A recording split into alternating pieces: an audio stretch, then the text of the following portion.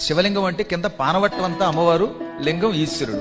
శివుడు ఎక్కడుంటే అక్కడ అమ్మ ఉంటుంది, అమ్మ ఉంటే శివుడు ఉంటాడు. ఆ ఇద్దరికి అభేదం. ఒకప్పుడు శివుడు అంధకుడు అని ఒక రాక్షసుడిని సంహరించాడు. సంహరించి కైలాసానికి వచ్చాడు. రాగానే మొత్తం అక్కడున్న ప్రమథ గణాలు, అమ్మవారి దగ్గర ఉన్న మాలిని వంటి గణాలు అందరూ కూడా శివుడికి మంగళహారతి పలికారు. పార్వతి చిరునవ్వు నవ్వుతూ శివుడి దగ్గరకు వచ్చి, ఏమండి ఈ జనమందరూ మీకు తెగ హారతి పడుతున్నారు, మీరు ఏమి చేశారండి అంది. అంధకుడనే ఒక భయంకర రాక్షసుడిని చీల్చి చెండాడాను అన్నాడు ఆయన.